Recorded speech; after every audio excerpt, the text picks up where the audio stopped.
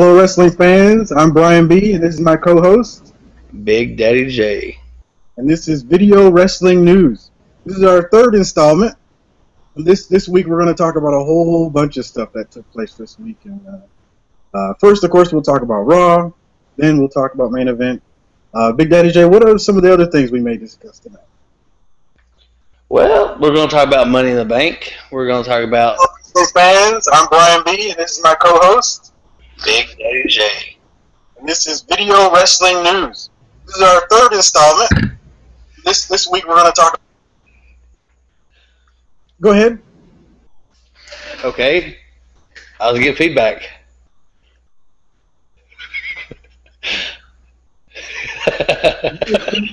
Wrestling fans, we just had a little technical difficulty there. It looks like YouTube was repeating us or something. But anyway, sorry. So, Big Daddy Joe, what were you saying? We're going to talk about Man in the Bank. We might talk about TNA. We might. It depends how much they're going to pay me to talk about them, you know. Well, let's start off with Raw. And then we're going to have a Q&A later on for wrestling fans that are interested. And always, you can join us on Twitter at VWN Main. If you have any questions, you can type there or come on YouTube channel and type. We also will allow you to join in the Google Hangout and talk to us live. It's your choice. So, we're going to talk about Raw. As you see my co-host over here, showing you where the Twitter is. So I'm again, Brian, go ahead. All right, so we had a pretty stacked Raw. I mean, this was the go-home show. This was the show before Money in the Bank this Sunday, so this is supposed to be a really important Raw. And I'm pretty sure you agree with me. I think it was an important Raw, and it was a really great Raw. It wasn't... I'm not going to say it was a better Raw than last week. A legend leave wrestling. That's doesn't happen all the time. I don't think this Raw is better than last week's Raw. No, not even close. Yeah, it's not even close to last week's, but compared to like probably this time last year, I think Raw was pretty good. Yeah, I definitely agree. And we saw Stephanie McMahon come out, and they were live in some state. It was Washington, I think. Am I correct? We were in is that Washington, Japan? Washington, China? I don't know. Anyways, we saw McMahon come out, and she gets on the mic, calls out Vicky Guerrero. Wants to have a talk about it last week. If y'all missed Raw last week, let me tell you, Vicky was spiked with her drink, Stephanie McMahon was spiked with her drink, and she got sick. And then they left Vicky Guerrero in charge. It was good. Vicky was going to get fired, and of course, you know, she tried to save her job. And Stephanie McMahon said, "We're going to see a Guerrero on Raw tonight in a match against me." It's great. Yeah, that was a good start to the show. I was surprised that the opponent would be Stephanie. I figured it'd be someone else, but they did surprise me a little bit when Stephanie announced that she would be the person to go against Vicky Guerrero for her job tonight. For that right. But our first match of the night was Luke Harper and the Usos. Oh, yeah. I believe it was Luke Harper and I believe Jimmy. We saw a new theme music from Luke Harper. Yeah. That wasn't the entrance, huh? I could actually sing with him. You know, you could tell what it was.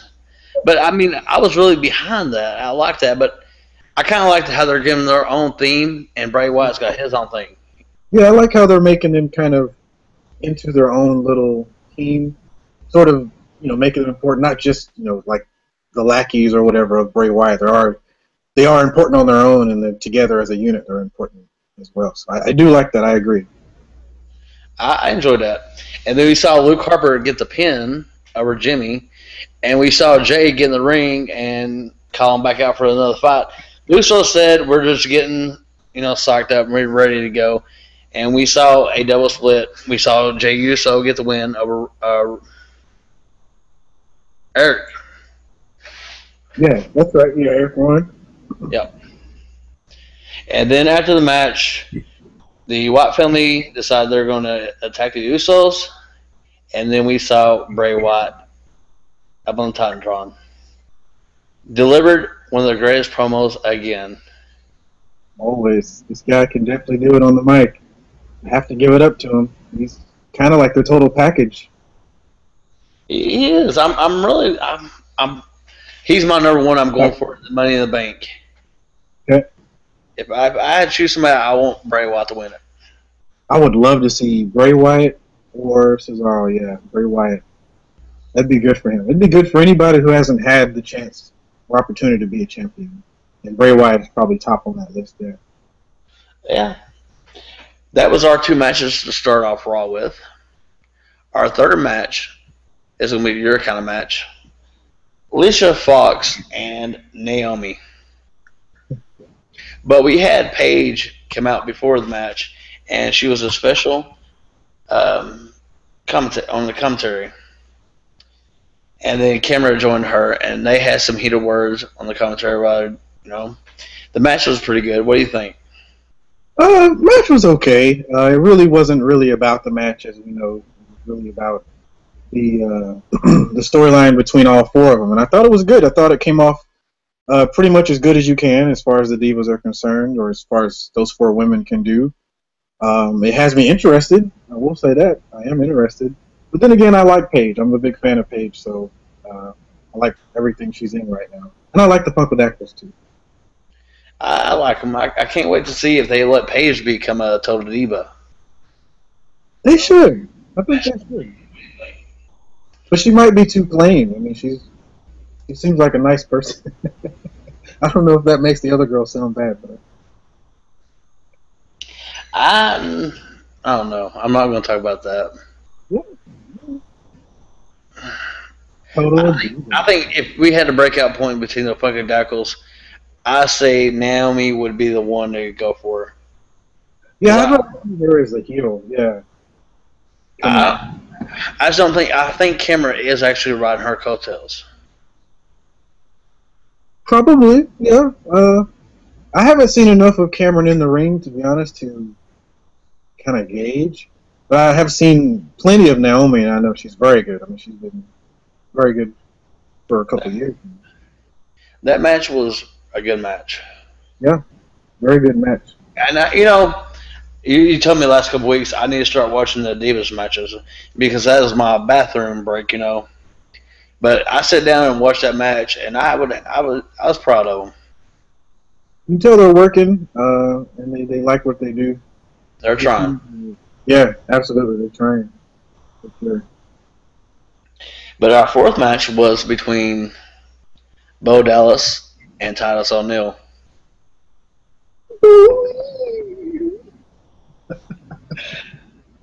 Yeah, I'm a believer this week.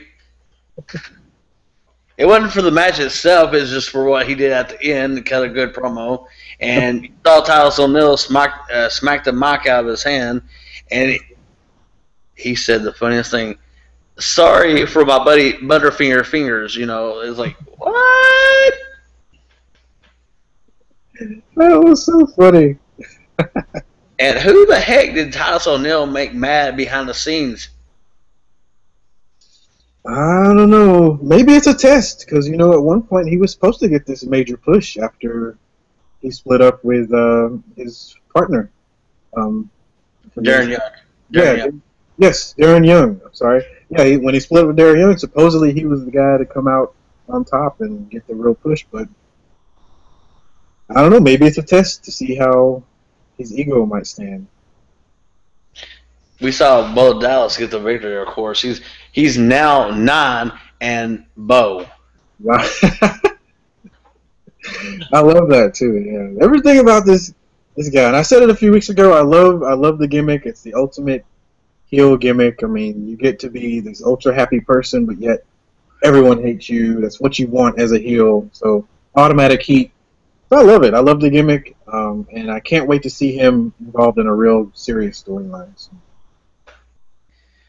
Yeah, But yeah. I don't like his finishing move. The Bulldog. I don't like the Bulldog.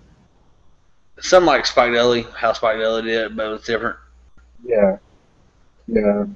Even that I would like better. But I don't know. Even if someone else did the Bulldog, I might like it. But I don't know. I just don't like the way he does the Bulldog. So it looks weird. I like how he climbs the turnbuckle and does it like that. Yeah, I'd say that is different. That's unique. But Spike Dudley did the same thing, so. Right, and he would jump really high and. Yeah. Well, maybe he should get like a signature move or something on the side that he can use. Because I know Wade Barrett, he has Wasteland and he has the Bull Hammer. Maybe what's his name? Bo Dallas could get a second move as well. Maybe. But either way, I'm a believer. So. Well, I'm after this week now. Like I said, I wasn't a big fan of Bo Dallas, which I still do think he looks like a rat. Yeah, he's not. And I'm a believer now. Believe in Bo Dallas. Who do you think is going to be him? Who will end the streak of Bo Dallas? That's a good question. I never actually sat and thought about that. Because, well, I don't know. To be honest, I see Bo Dallas in the future just kind of becoming a comic book character like Santino or Sandow at this point. But to end his streak, it'll probably be someone we least expect. Well, I'm going to ask you, how can this man have a streak when he's done being beat on Raw before? That's a good question. I don't know. Maybe it's because he's got a new gimmick. But he was Bo Dallas. Yeah, you're right. The first time he showed up on Raw, which was 2 years ago, when he was shooting with Wade Barrett. Mm-hmm. So yeah, you're right. He's been defeated before, and actually been beat up quite a bit on Raw before. But yeah, that's a good question. Maybe we're not supposed to remember that. Oh, I do. I know, it wasn't it in the Royal Rumble? Isn't that how that whole storyline started 2 years ago? Yes, it did. Huh. Good question. I'll do what the WWE wants, though. I'm going to forget that. What are you talking about? Okay. It's sort of like the Bill Goldberg, how he was undefeated, but yet he was in Knoxville, Tennessee, and lost a match. And I'm not going to say to who, because this is going to be a question on Twitter for fans to answer. I remember that night. I believe you and I were there. I was actually there at that night. But I need to remember that. Yeah. But I'll never forget that. And, I mean, they do all kinds of stuff to make us forget, which if you got a mind like mine, you will not forget nothing wrestling. Now, I love wrestling, so you're not going to fool me. I'm not going to say you're not going to fool me because there are some things that can. But after the match, we saw both Dallas pick up a win. We saw Triple H come out to the ring, and he delivered a promo. Before we get started, he was talking about politics. Because they're in the state capital. And he's talking about how can you have all these crooked guys in the office, but yet I come to the town and I'm still the most hated guy. That is classic, my friends. Classic. He's playing it up. He's definitely playing up the crowd like only he can. I mean, the guy's been great on the mic for years, so. He's been great. He's been really good. But he's announcing the second ladder match to Money in the Bank, the participants in the match. Okay. And who were they? They were... It was Rob Van Dam. Rob Van Dam, okay. He's a money winner bank before. Yes. So then we have Jack Swagger, the real American. Real American. We have, I have some bad news for you, Wade Barrett. But now, I'm going to go ahead and spoil it for you. He was injured on Tuesday night SmackDown tapings against Jack Swagger. So we don't know if he's going to be in the match now. So I'm really hoping for he can pull through and come back. As far as WWE announced, he has a separated shoulder, which I'm certain if they can tape that some gun up and come on out, you know. Yeah, knowing him, he might do that. I mean, he's known for his really hard matches and the way he's really stiff and the way he's just really tough. So it wouldn't surprise me to see him go out there with a taped up shoulder and still work that entire match. And I'd say no shame in your game, man. He's a good worker, good wrestler. And then we had Kobe Kingston. Yeah. Whoosh, whoosh, whoosh. Man, when's this guy going to get a break? It'd be funny if you guys break this Sunday night. It would. You know what? I would welcome that. I'd welcome actually anybody who wins that on Sunday. I kind of welcome because I like everybody actually in that match. To be honest, but Right? Kofi, he'd surprise me, but I welcome that. He deserves something a little more on the main event side. Then we had your boy Dolph Ziggler. I'm here to show the world. Now that's talk about somebody else getting a break. It's unfortunate for him because every opportunity he's had, he's won, but then he'll have a setback like an injury or something like that. So I actually would like to see him win. It's just I really hope that he stays safe so he can hold on to that briefcase and win it again. Yep. Have a long reign. And then, of course, we know Seth Rollins. He's automatically in the ladder match. Yes.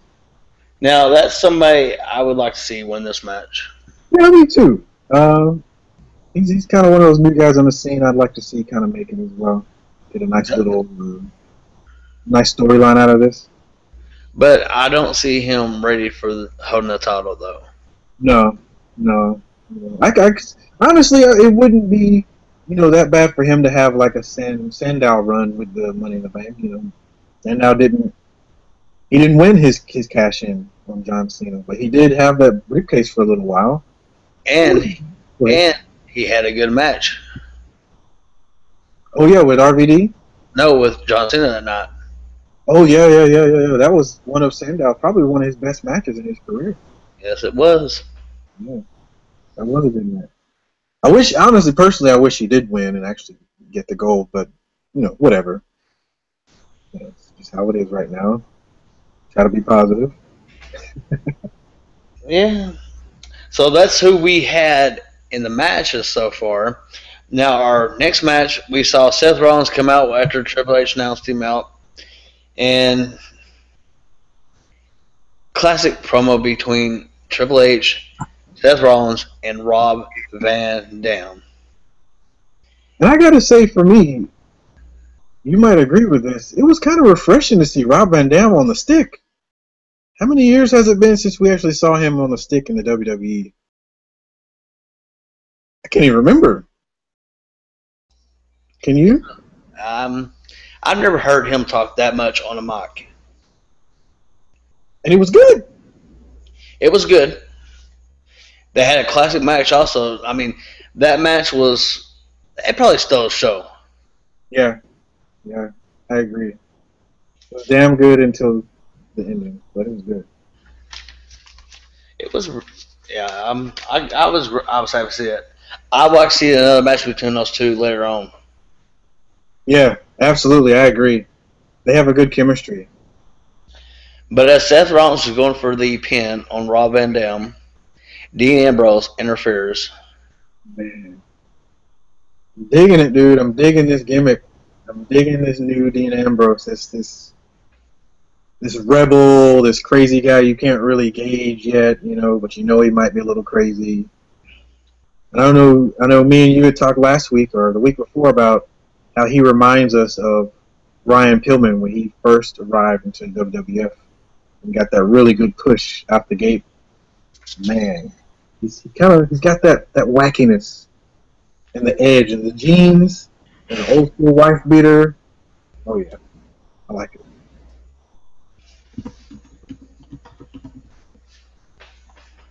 Yep, I do too. What else was there? he ran in. He got the DQ victory. And then Dean Ambrose, I think he got on the mic, did a promo, like a quick one, and said he wasn't leaving until he gets put into the Money in the Bank briefcase match. Okay. Yeah, that's right.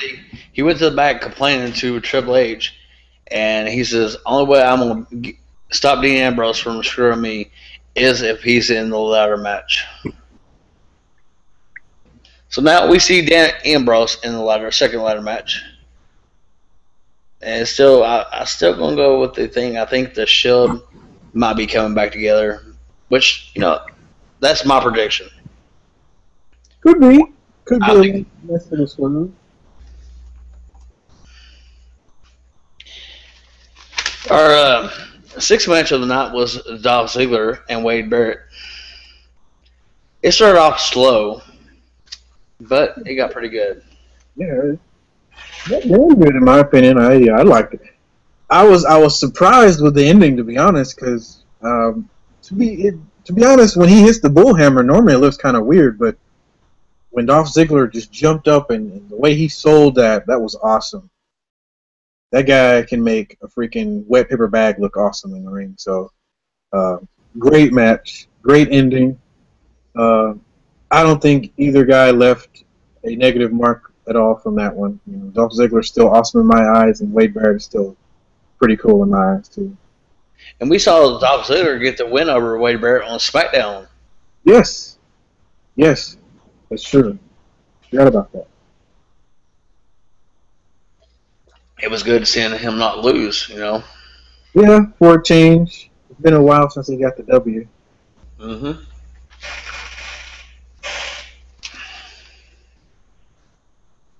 Let's see what else happened. Well, we had I know it was Vicky versus Stephanie, right? yeah, Vicky came out to Eddie's music on the seventh match of the night. Yeah, it was pretty cool. That was pretty awesome. I didn't expect that. Did you get goosebumps at all when Vicky said "lie, cheat, steal"? Man, every reference she said to Eddie, I wanted to cry. And then the music, I didn't expect her to even come out to music, and then he had Eddie Guerrero's, and that was just like, wow. And she played it up too, man. She did the whole Eddie Guerrero jiggle, and it was pretty cool. It was classy. And then we saw Stephanie McMahon come out, and in her dress, and she tells Vicky, "You're in the wrong ring," and she pointed to a pool. And Layla, and I can't remember who else was it. It had Rosa, Layla, Alicia Fox. Yeah, those three.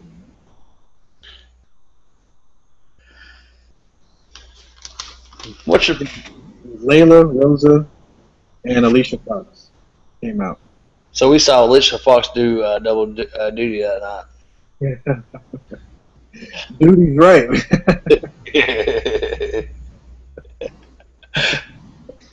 I'm sorry, I had to.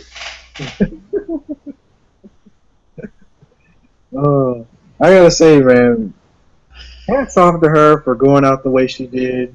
Very classy lady, leading up to that point, I really, for just a split second, I thought that Vicky was going to keep her job because she was able to toss in all three ladies.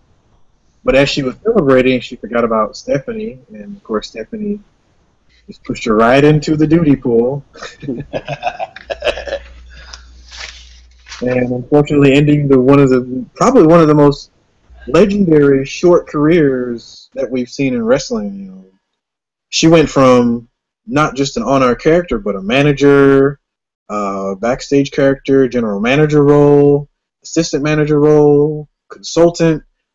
So let's be honest. I mean, she's been awesome at the role she's played, and she's probably been one of the best heels we've seen in wrestling in quite some time. And she probably deserves to be in the same class as Bobby Heenan, Paul Heyman, not as a manager, but definitely as an on-air heel. I would have to agree with that. And I don't think she's actually riding the coattails of Eddie. No, there's no way because she had to be in this business, you know. She had to because she took Golden on the mic. And who knew? Who knew? Because remember, in Eddie Guerrero's biography DVD, he talked about trying to keep her away from the business. What a lot of old school wrestlers did was keep their family away, and she listened. And then when he passed, you know, things changed. And who knew she had all this talent? You know? Mm-hmm. So they said that's the last of a girl we'll see on TV. Unfortunately, man. And I hated seeing Stephanie do the whole na na na na na na na na. That was rude. I think they're wrong because he did have kids. True. So we can. I thought you said this is the last time we'll see Vicky Guerrero. No, I said Guerrero. That's what they were saying. Yeah. Doesn't he have Shaw Guerrero? Didn't she like? She was NXT, I think. Yeah, and then she quit. I think she might be coming back or something. I mean, I don't think it's the last we're gonna see about Guerrero. Right. And we can't forget about Chavo. Who's that? Chavo. He's still out there somewhere. Oh yeah, Chavo. Hopefully, I'd like to see him in GFW. He was in that Kennedy down south. I can't remember the name of it. NTA? No, TNA.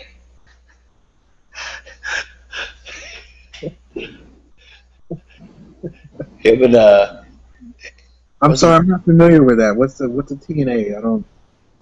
Is that like a? Tisnas? I don't know. Oh, okay. Yeah. I don't know. Oh, so you're saying when he left WWE, he got another job? Yeah, he got another job. The company's name was TNA? Yeah. Oh, so what is that, like a plumber or something? Or what is that, sales? It's mowing yards. Oh, okay. He owns a yard business. Yeah. Oh, okay, I got you. All right. I thought it was something important or something. It's some kind of car family. I think the cars that married Johnny Cash.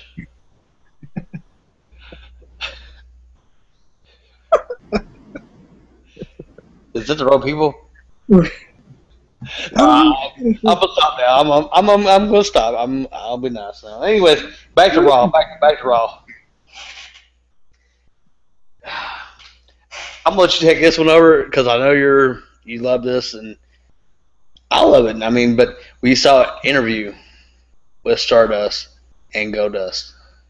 Oh yeah. Yeah. I love those. Those two are looking really great together, I have to say.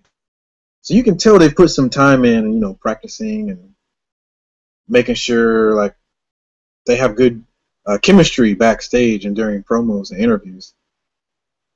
I was amazed at Cody's performance because it was the first time we saw him do a promo as Stardust, and I gotta say it was okay. It was okay. Yeah, it was okay. Well, we got to see them on TV. But I love the gimmick. Like you said, I do love the gimmick. I love it. Just because it's fresh, it's new. And Cody Rhodes is one of those wrestlers that can pretty much do any gimmick he's given. Because I'm wishing up on a star. I do have to wonder, though, why did he choose the name Stardust instead of, like, Silver Dust or Copper Dust or Green Dust? So do you think them singing that wishing up on a star was creepy? Yeah. You think so? Yeah, I think he was trying to be too. Because remember when Goldust first showed up? He was creepy. Remember he would do all those movie references and stuff. I was a big fan of Goldust back then. Yeah, because he was new, he was different. He was very different. Very different. Controversial. His match was Ryder or Pepper at WrestleMania. Absolute classic. Mm-hmm.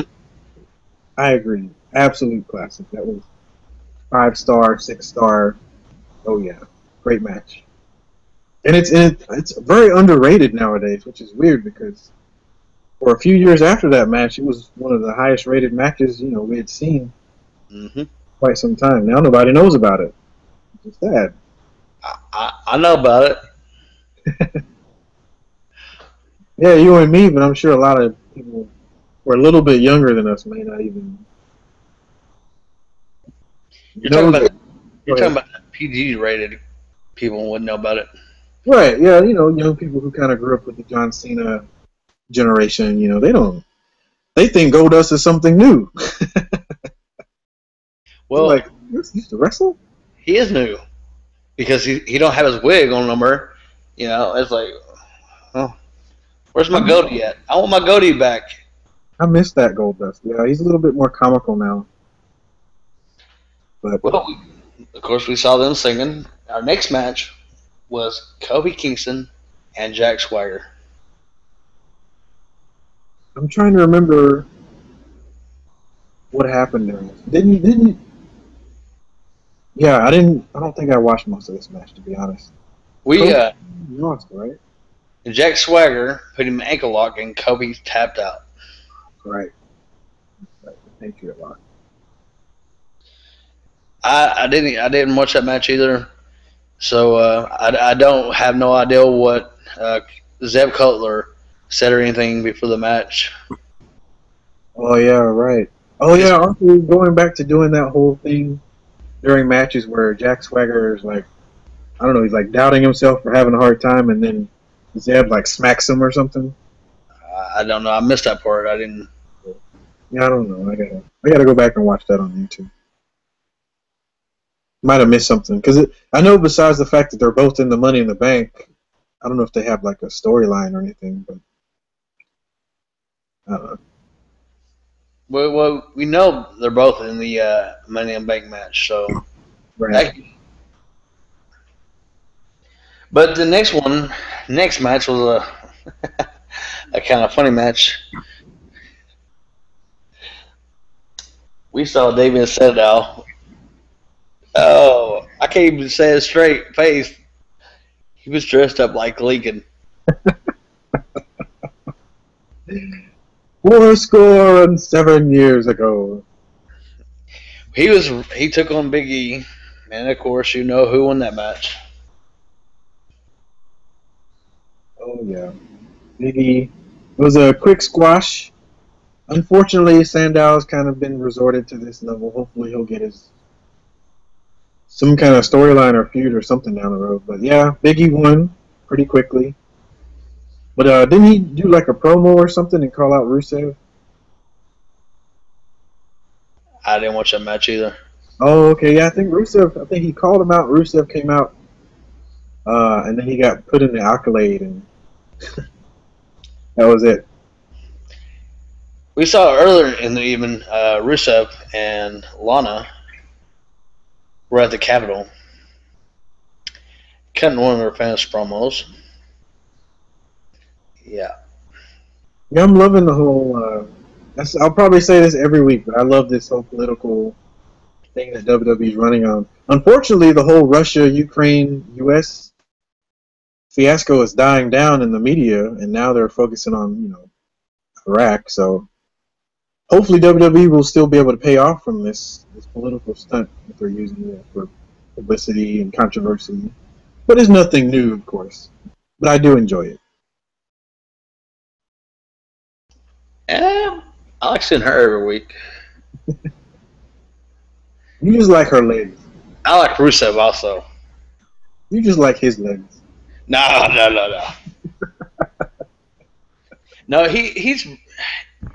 If they would give him a little bit longer, and let's see what he can actually do in the ring, right. Then I think more people would get behind him. But here lately, he's just been going out there and doing squash matches, and I mean, it's not interesting. That's true. I wanted to ask you this too. Now that we live in like the generation of now, everybody wants everything now. Nowadays we can't do like how you and I grew up with storylines that lasted a year or more sometimes. Nowadays people want storylines within months, weeks, like to take place. And this whole build with Rusev, I know a few weeks ago I said I enjoy it and I hope they keep doing it. now I'm questioning, and I wonder what your thoughts on, because do you think these debuts where the character, the gimmick, or the wrestler is undefeated for so long and having squash matches to kind of build them up, do you think that's working anymore? No, I think you should debut and win your match, and then win about two more matches, and then lose, and build off of that. I mean, because if you lose, I don't think it's going to hurt your character any. You know, Right. I think it probably hurts more if you don't lose, right? right? And also, you earn the respect of the guys in the back. You know, if you got there and actually work a match, Right. and if you're not like Super Cena.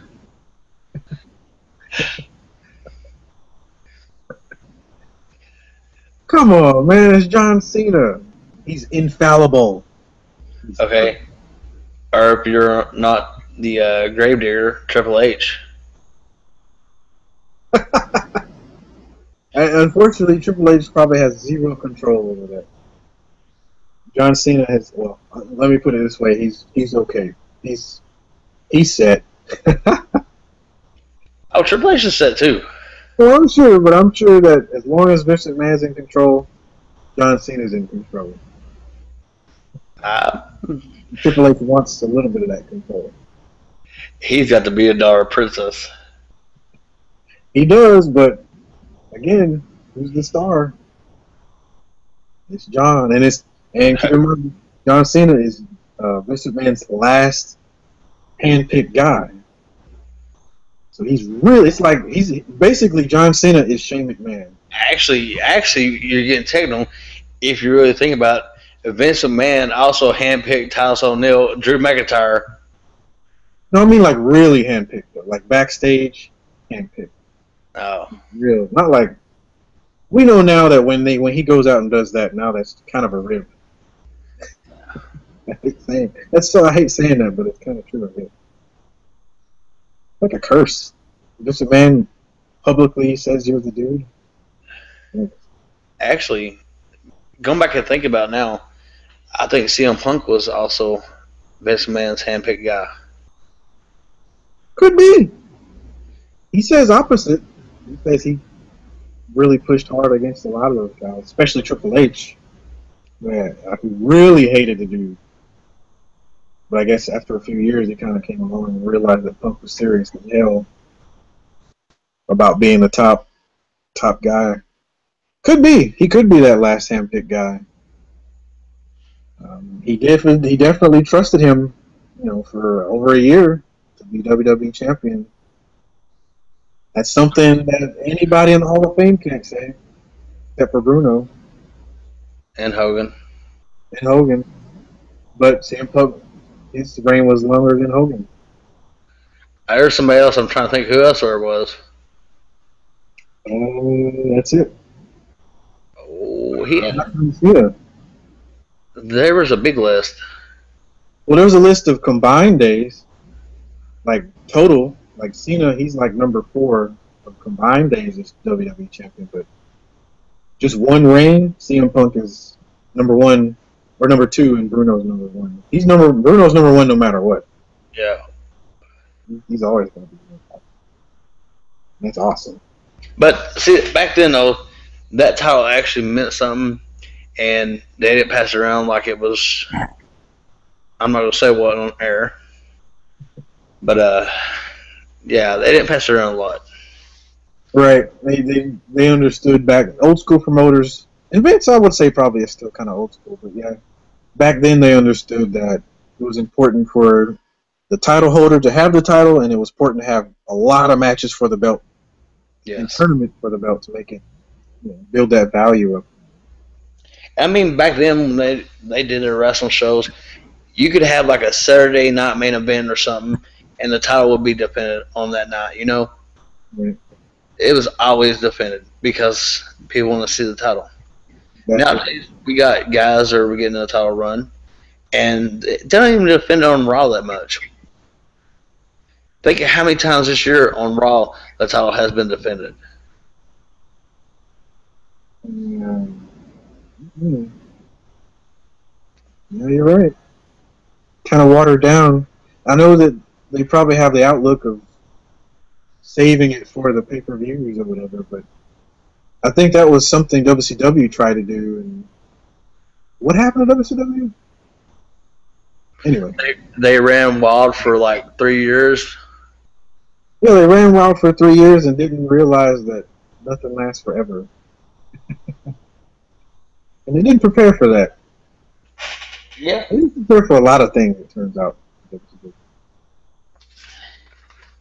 Um, I enjoyed it. I was a big WCW fan.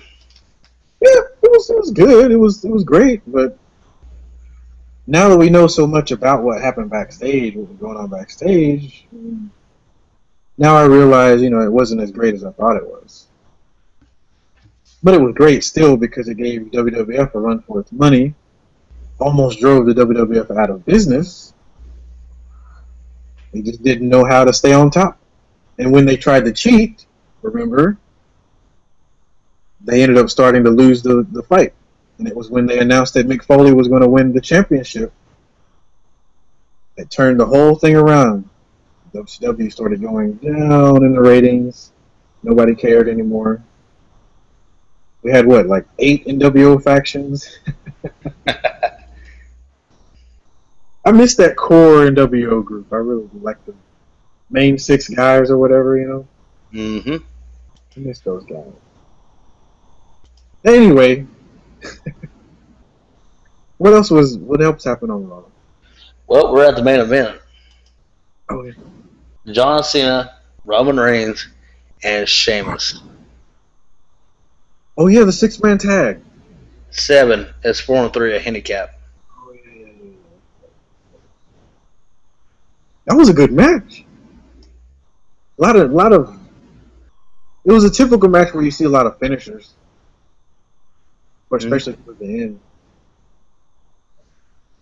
But Who got the win on that one? Sheamus Brogue kicked Cesaro to win the match, but it didn't matter because a special guest showed up, and he came right out of hellfire and brimstone. It was Kane. Who? Kane. Corbett Kane or Kane? I don't know what's the difference nowadays. It was Kane, I think. Kane, he had his mask. Well, we got bald-headed Kane, we got Corbett Kane, we got Mask Kane. Kane used to be the dentist. The Red Machine. Oh, the Red Monster, my bad. Oh, yeah, the big red monster. Yeah, he's had so many names. The Doctor, the Dentist. Yeah, you know what though? I actually liked that gimmick, even though he hated that time in his career. I actually enjoyed his matches with Bret Hart and Jerry Lawler. I thought that was good. But whatever. Okay, I'll take back old school. Kane as a Unabomber. Oh yeah, Smoky Mountain Wrestling. Yes. Unabomber. Yeah, he was Al Snow. Yeah, he was partner. He started as a bodyguard and became partners with a sensational Al Snow, who was like skinnier than me back then. But of course, Kane, his gimmick was the Unabomber, which was a pretty cool gimmick. You know, he came out, I used to cry. He was pretty scary, pretty menacing guy. I remember he had that curly blonde hair, Yeah. I don't even know what this means, but yeah, he had curly blonde hair. I'm trying to remember some of the matches he had. Because didn't he feud in Smoky Mountain? Didn't he feud with Mustafa and them, or maybe that was a different group? I think that was a Rock and Roll Express you're thinking of. Well, they feud. Rock and Roll feuded with everybody. Yeah. Yeah, they did. They got around. They got around a lot. Can you imagine a DVD that the WWE would put out on them? It'd be like 8 freaking discs. Their career is like huge. They're still wrestling to this day. They just haven't stopped, which is awesome. They're pretty old now. Yeah. They're still pretty good for old wrestlers. Do something decent. But anyway, Kane shows up, and everything looks dire, and then Triple H announces that Kane has been added to the WWE World Heavyweight Championship ladder match. And then you thought it was going to end with Kane in the ring after he did his pyro.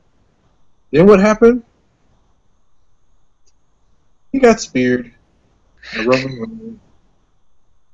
So Roman Reigns ended Raw looking strong, which I think is good for him. They're really pushing him and building him up. But I did notice something.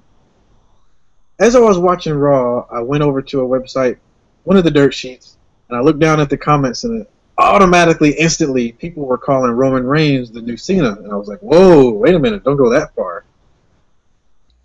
Do you think Roman Reigns is the next guy? Nah. Too early. Personally, I think it's too early for all the stuff he's getting already.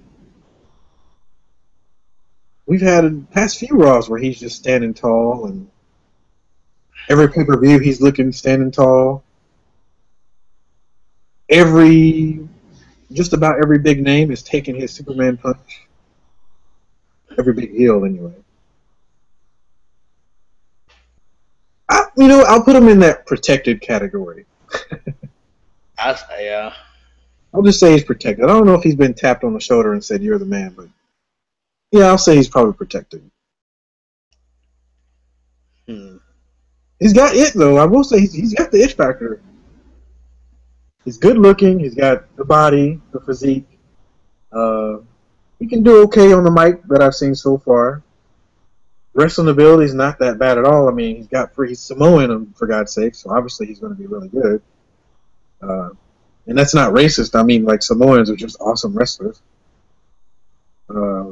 Even if they're like 900 pounds, I mean, Yokozuna was fucking awesome. A really, really good wrestler. So he's got it in his blood. And you know what? It'd be nice to see maybe someone who's a minority be the guy.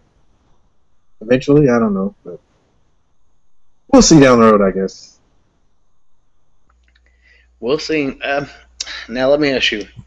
Now we have Kane in the title match. Is that to set a feud up with him and Daniel Bryan? Because now, okay, let Kane win. That's a good question. We do know that Daniel Bryan will be at Money in the Bank. So that might tie in. Supposedly, Daniel Bryan, he was announced as being on the kickoff show on YouTube and the WWE Network for Money in the Bank. And I guess he's going to tell his side of the story and address the fact that he's not champion. So that could be true. That could be something down the line that they're trying to build towards, and Kane could be that guy. So we're going to see another title for Kane. You think? Maybe a short term, maybe? Maybe Battleground? Possibly. I wouldn't be... You know what? I'm okay with that, too. I liked his title reign in 2010. That was pretty awesome. I wouldn't mind seeing him with the gold on his shoulder. But what if they pull a swerve on us and we see Daniel Bryan in the number one contender ladder match, which he don't need it, but I mean, now that we have 8 in the main one, why can't we have 8 in the second one? Good question. Because you already know that when Daniel Bryan comes back, he's got that number one spot because he gets his rematch, with the title. Oh, yeah, he's earned that. So, I mean, it depends what they want to do. It'd be kind of stupid for us to try to make us forget that he had the world title. Yeah, I hope they don't do that. I mean, he's been world champion twice now, right? Yeah, he lost at WrestleMania 7 seconds. Right, with Sheamus. Yeah, that's right. And then, this past year, yeah. So he's been a 2-time champ. I'm pretty sure, you're right. His spot's, reserved. Which actually is good because, he's earned it. I will say he's earned it. You have any predictions for that match? The main ladder match. Yeah, the WWE World Heavyweight Championship one. I went last week. I went through who I thought like where they could go with the stories. So I mean, if I had to pick one this time, we'll go with John Cena. You know, I say this with a smile on my face, but I agree, and I think John Cena was going to go into SummerSlam as the WWE World Heavyweight Champion. Not exactly happy about that. I'm okay with it because, you know, it's not like the WWE listens to me anyway or anybody. And they don't have to. But I do wish somebody else got that opportunity. But, hey, you know, whatever. Here's number 15, John. Congrats. You've earned it. You've worked so hard for it. He has worked hard for it.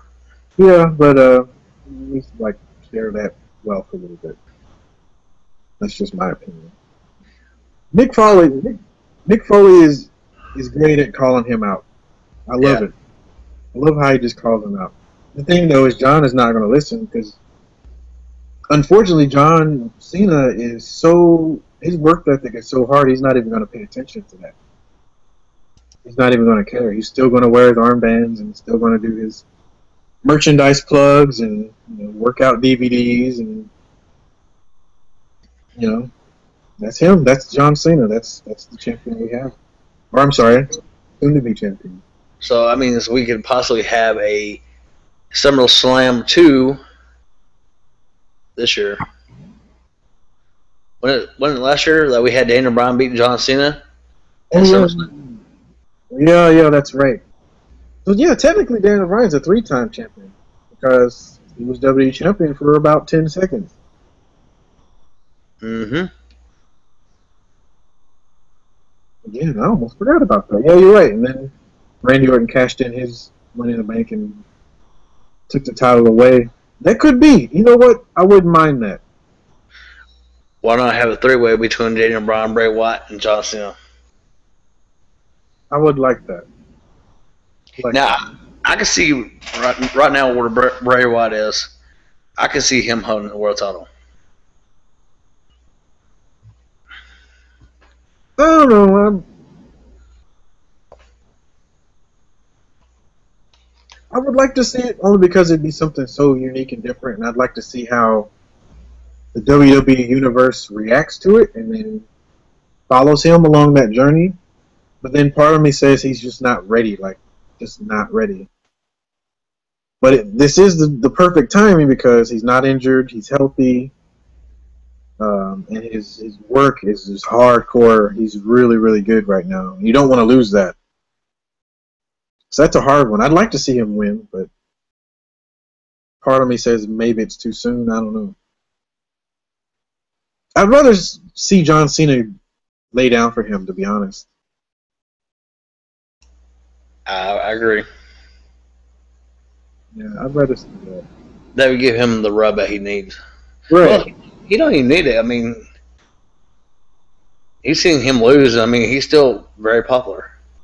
Yeah, and a lot of that is because of his promos. And I just think that if he really did beat John Cena for real, like in a feud, it would probably go a little better.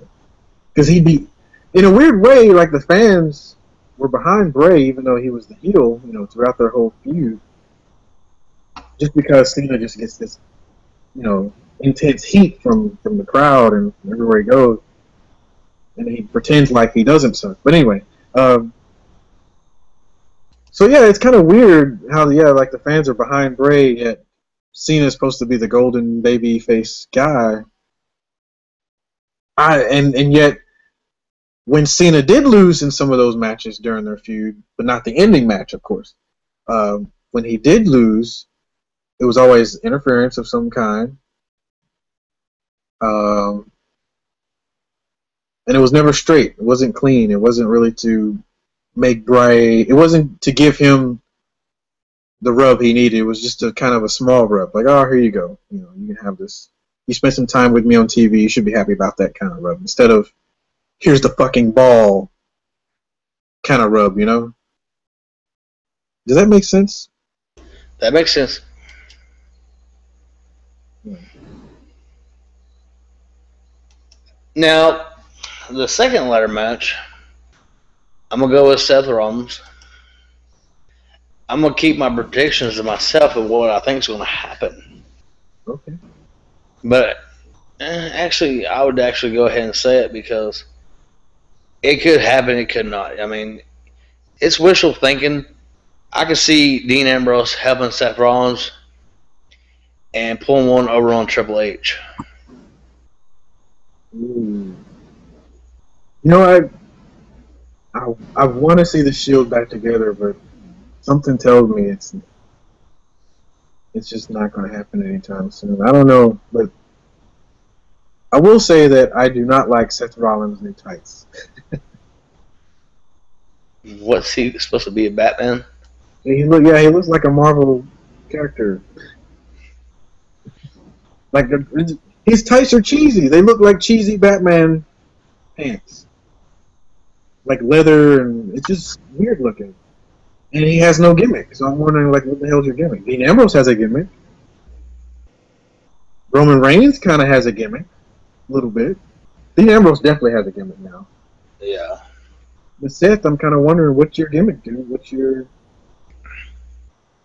appeal? You're great in the ring. You're good on the mic. You know, give me that little extra. Make me believe in you. But I will be honest, I don't really want to see it either. I like to see him and Ambrose in a match at either Battleground or SummerSlam. Yeah. And, you know, honestly, I'd like to see them in a good feud. I bet they could do some really awesome old school style matches. They probably could carry us through December. Yeah, I agree. With some really solid matches, different gimmick matches and stuff. And knowing you know, what we know about these guys and probably how they think as wrestlers, they seem to enjoy some of the older stuff from back in the day, especially Dean Ambrose. He said he mimics Roddy Piper in a lot of the things he does. So that ought to tell you about the generation he grew up with and what he enjoys. So I bet we'd see some really killer matches that we probably haven't seen in a long time come from those two. They had a feud. Yeah. But where's Roman Reigns going to be at, you know? Because, like, he's part of the show. Ain't he mad? Yeah, Roman Reigns is in the he's in that World Heavyweight Championship ladder match too, right? Yeah, he's in it, but, I mean, why is he not going after Seth Rollins, you know? Why is it only Dean? That's a good question. Maybe they're going to save that for later. Maybe they're yeah, that's a good question. You don't know what's going to happen right yet. The toss. I'd love to see Kofi win and get, you know, sort of a main event push that he deserved. I'd love to see Dolph get the opportunity again and then cash in again and actually have a long, lengthy reign, you know, like a 6-month, 8-month reign. But then again, I'd like to see somebody new, like Bad News Barrett or Dean Ambrose. And I'd love to see RVD get another shot and go for the gold. I wouldn't mind that one. So, who do you think is going to win the second Money in Make ladder match? I don't know. It's so hard to tell, but I'm going to go with Dolph Ziggly Wiggly. And if he wins, he'll be on my fave 5 again. Wow, that's a bold prediction right there. Bold, but I think probably in the match, he's probably the one who's considered the underdog the most. Maybe. But that's probably the main reason why. I don't want to see Jack Swagger win. I don't really care about him right now. Too early for Dean Ambrose. Too early for Seth. I think maybe just right for Kofi or Bad News Barrett. It's probably their time. Yeah, I'd like to see them. Yeah, I'd like to see either Kofi or Bad News Barrett win, but something in my gut, which I've been wrong before, but something tells me it's Ziggly Wiggly, Dolph Ziggler. All right. See, we got tag team titles, I think, on Money in the Bank. The Usos against Luke Harper and Eric Roman. Oh yeah. Let me see here.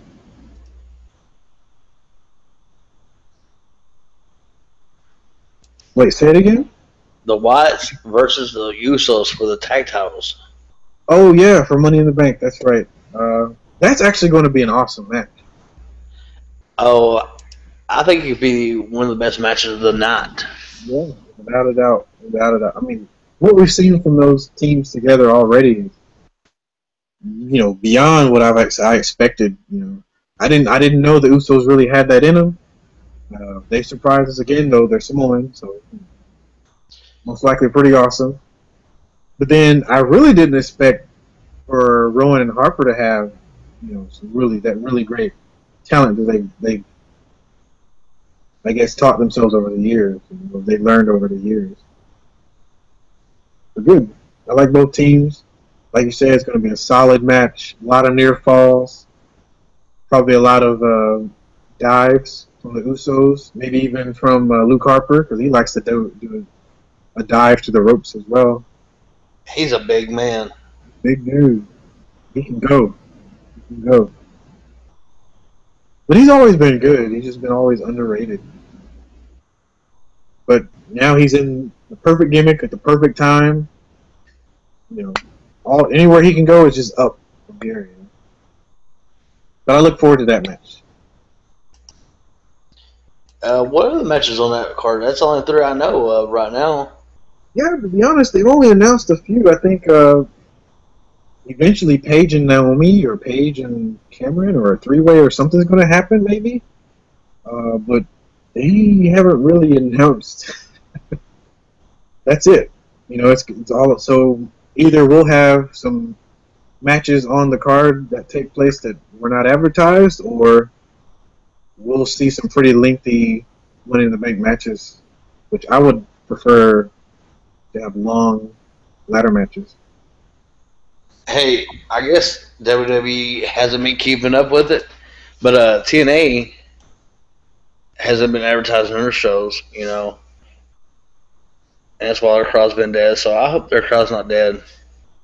Yeah, it looks, well, I don't even know what this TNA thing is that you're talking about, but if they do exist, I will say things are looking up a little bit for them. Dixie Carter's making small moves, personally, that I think are going to work out well. Hopefully, the next 3 days, because tonight is the first night that they're doing their New York City tapings for Impact and some other shows. And they have the six-sided ring is back. They announced that. So maybe things are going to go a little better. They did pull in some New York guys. They got the Dudley Boys showing up. The Hardy Boys are making a reunion. Hopefully that'll help with ticket sales. So, maybe things are looking up for TNA. I don't know, but yeah. That's all I got to say about that. We now know they're going to Japan. That's pretty awesome. Bound for Glory. Bound for Glory. One of probably like the second biggest show of the year. And they decided to do it from all places, Japan, which is interesting because no matter what, they'd have to tape it. Tokyo, Japan. So the pay-per-view that airs will be a tape pay-per-view. I hate saying that, so we'll have spoilers. But I'm glad that they're doing it because it's awesome. And I'm glad that the Great Muta is actually so open to working with him. It's kind of interesting. But again, he is kind of, to talk about Japanese wrestling, he is a little bit desperate right now for All Japan Pro Wrestling to work out. That's a whole nother discussion. But that's a lot of the reason why he's doing all these moves, to help out his company that he kind of helped to run. But is legendary.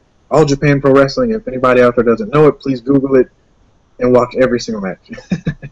Especially anything with Great Muta or Keiji Muto, which is his real life persona as himself. So, anyway, but hats off to TNA because that's pretty cool, and I'm kind of glad that Loki's back, Amazing Red is back for their Destination X taping that they're going to do. I'd like to see them actually sign back onto the roster, but maybe that'll come down the road. But yeah, that's all I got to say about TNA. Oh, Bobby Lashley. Congrats to Bobby Lashley. What about Josh Matthews? Was that backstage with TNA? Yeah, we found out today that Josh Matthews been released from WWE today, and he's already in New York for the tapings. So who knows what that means? He might be visiting friends, or he could be actually working or having a tryout. So I hope it works out for him because, you know, I'd like to see him in the wrestling business in some way. It'd be pretty cool. Now, here's a match like for Destination X. The Woods against the Hardy Boys. That's going to be a really great match. I think it's going to be good. Yeah, that's going to be a really good match. Matt Hardy has stepped up his game. He's back to normal again, you know. Jeff Hardy's back to normal. And what I mean by that is they're not going nuts on drugs or anything like that or whatever. Yeah, it's good to see them back together again. It's been done before many times, but it's good to see them back together again, at least helping out TNA. And I will say it's good to see Jeff Hardy not as Willow. I don't know about you, but I'm not a big Willow fan. Didn't grow on me. I like Crazy Steve more than I like Willow.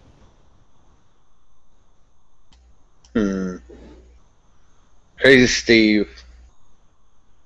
I've not seen the Impact in about 3 weeks now, so I was wondering how they're doing good. I mean, because when I stopped watching, that's when they first came in. Oh, the Menagerie? Mm-hmm. I don't know. I don't see many of those guys making it anywhere, really, but I'd like to see Crazy Steve kind of stay on the roster for a while because, you know, he's an independent guy, so I'm really big on independent guys, you know, getting signed and getting a job.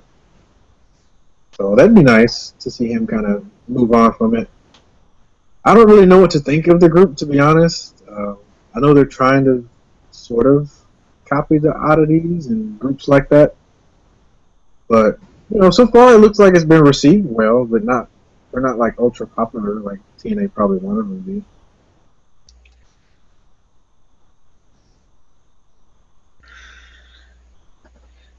And the rumors of AJ Lee being pregnant. Ooh. It's not been confirmed yet, but that's the talk why she's not back. Yeah, supposedly he might be pregnant. Well, it wouldn't surprise me. I mean, she's been whisked away, and she's under CM Punk's armpit right now, doing whatever. Yeah, it wouldn't surprise me. I mean, they've been at it for a while now.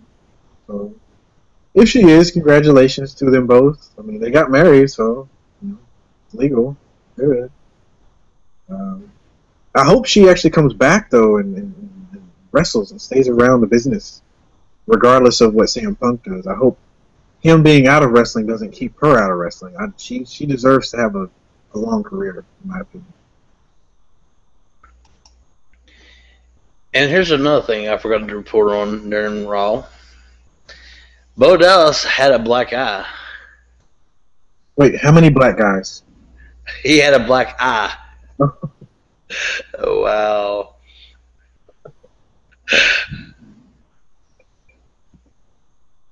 I noticed that. Where did he get that from? Supposedly, he got it during the Battle Royal on June the 16th of Raw. And Rob Van Dam was the one that gave it to him. With the step kick. Oh, yeah, he's kind of known for being... What was that in the business they used to call? He's a what is it called? Potato thrower or tater thrower? Mm-hmm. Yeah, he's just known for giving you taters in your matches. He's kind of not reckless. He's just that's just how he works. You know, some guys are just they're not intentionally stiff, but they just work that way. I want a potato.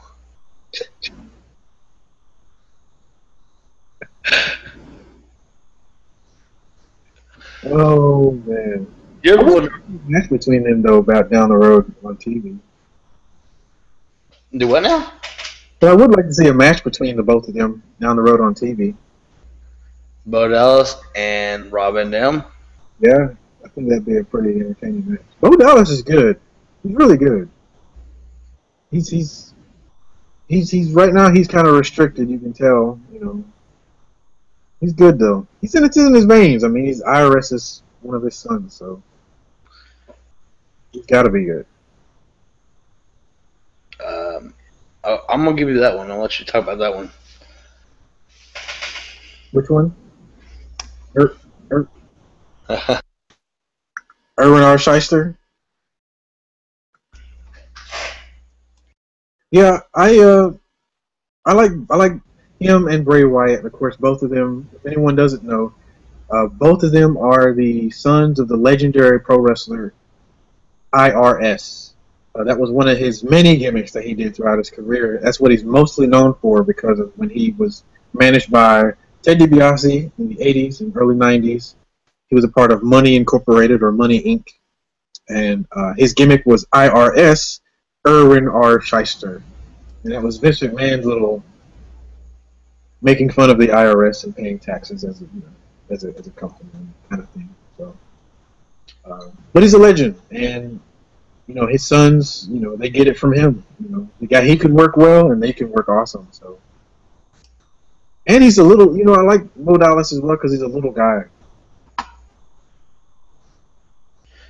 We also got another match for the Money in Bank is Rybaxel against the Brotherhood. Oh, I didn't know that was announced. Okay. Oh, nice. Yeah, it was announced during the main event. Ah, that's why. Okay.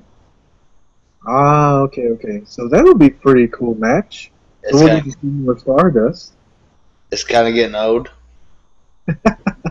I like it. It's only been 2 weeks. 2 weeks?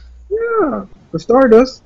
Well, for Stardust, but Cody and Goodus have been wrestling Rybaxel for 8 months now. Oh, yeah. Those four know each other well now. Yeah, that is old.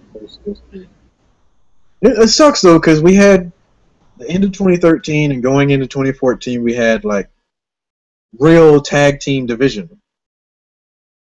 And that was led by the Rhodes brothers as the champions. And now that's kind of going to the wayside. The Usos have their own rivalries, but with, right now, just the Wyatt family. Instead of going from team to team to team, now they're just been wrestling the Wyatt family for a while. Which is good, I guess. Their matches are great. But I wish we had more, I don't know. I wish the tag team division was what it was just last year. But they've broken up so many. Now they're about to break up the Funkadactyls. They broke up the players. What were they? Primetime players. Mm-hmm. I don't know what that's all about. I don't know why they keep breaking them up instead of letting them build and get established. They don't do. The Shield lasted for a lot longer than I thought it would. It did. And it worked. But I look forward to that. I look forward to the whole pay-per-view. And that match probably won't get too much TV time, and it might in the end get pushed down to the kickoff show. But I'm still happy they're all on TV, though. Yeah. Here's a good thing though for TNA. I don't know if you ever followed his career while he was in TNA, but that was Loki. He's been announcing that he's returning to TNA. I'm so happy. I really wish he would suck it up and deal with the political atmosphere and stay in the WWE, but I get it. It's not for everybody, and it'll drive you crazy. You're constantly walking on eggshells, and TNA is a little bit better place. Only he probably wishes it was better, but I'm glad he's back, even if it is for one night. I hope it turns into many because he's awesome. And I don't even want to see him go back to the X Division. I want to see him in the main event. Yeah. So I hope they do that. But yeah, they announced him and Amazing Red, which I was really surprised. Be cool to see him back in TNA again.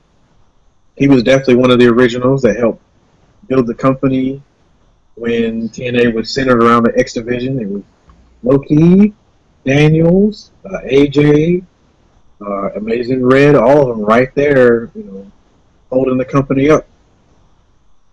And it'd be cool. It's cool to see both of those two back in the company, at least for one night.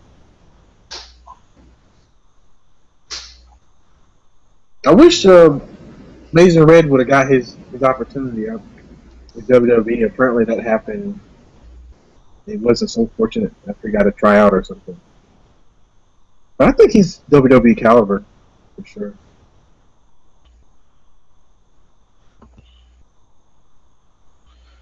Yeah, I agree. I like Amazing Red. Yeah, he's really good. Very talented. I actually like the whole X Division back in the early 2000s. Yeah, me too. I like the whole roster, to be honest. I did though. I like the whole roster because from top to bottom, you actually had a lot of great wrestlers. You had Ken Shamrock, Ron Killings, who we now know as R-Truth.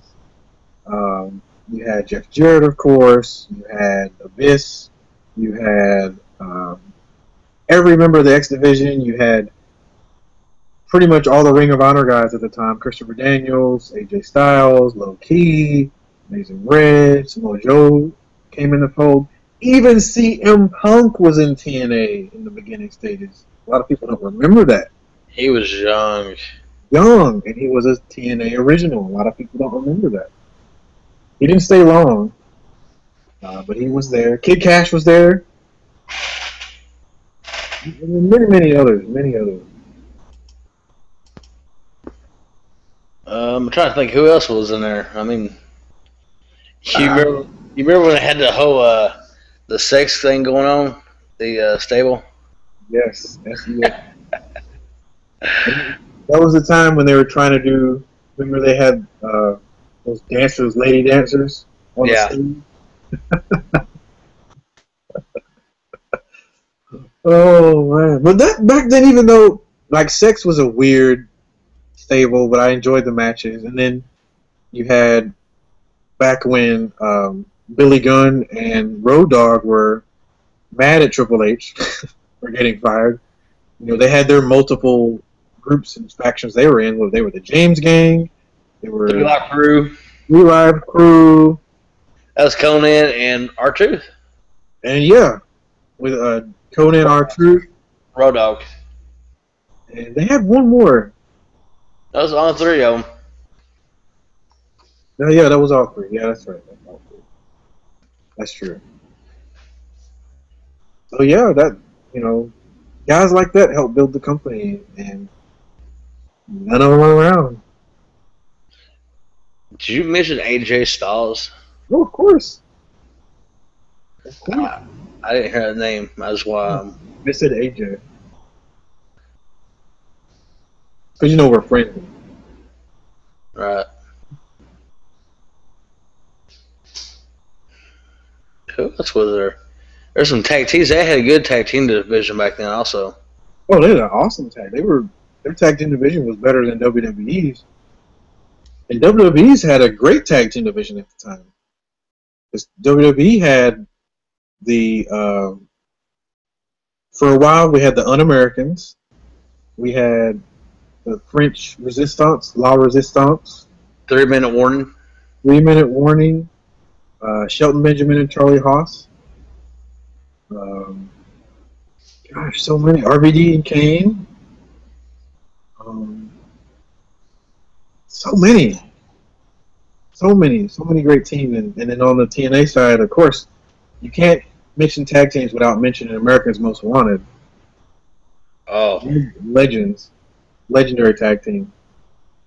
or Chase Stevens and his tag team partner. Oh yeah, who was that? Who was Chase Stevens' partner? I don't remember his partner, but I think their name was Natural Born Thrillers or something like that. Yeah, Natural Born Thrillers. I forget what was the other guy's name. Whoops, sorry, buddy. We forgot your name. And there was Diamonds in the Rough with Elix Skipper, And David Young. David Young, and Simon Diamond. That was a good faction. Yeah, and then when TNA would do those cup tournaments, like World Cup tournaments or whatever, they'd have Team USA versus Mexico or Team Canada. Mexico, Team Canada. That was awesome. That's where Eric Young came from, was Team Canada. Exactly. And Petey Williams, Bobby Roode, a few others. So yeah, those were, in my opinion, the glory days of TNA. That lasted from 2002 to 2006, and things slowly started changing. And of course, we know what happened in 2009, the greatest acquisition in TNA's history. Dun dun dun dun dun dun dun dun. I'm here to help your company, brother. Drive it right into the ground. Focus on me, brother. Focus on me.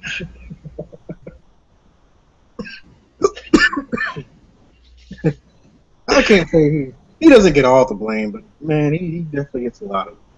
I'd say he definitely deserves a lot of the blame. He doesn't deserve all of it, but it's because of him and Bischoff that we're now having to go back to the six-sided ring. Because of him and Bischoff that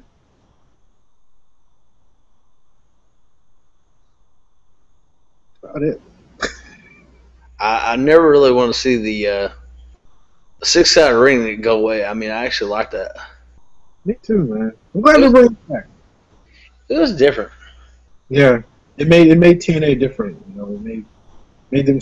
That was when TNA wanted to be something different too. You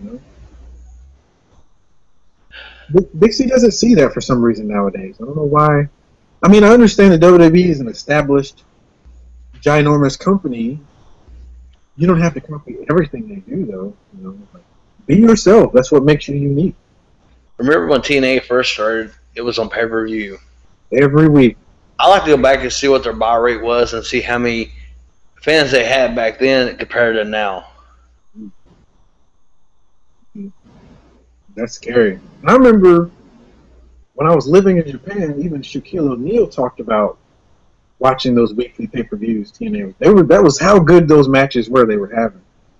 Mm-hmm. No, every week, pay-per-view after pay-per-view, and it worked. And then they got their TV deal.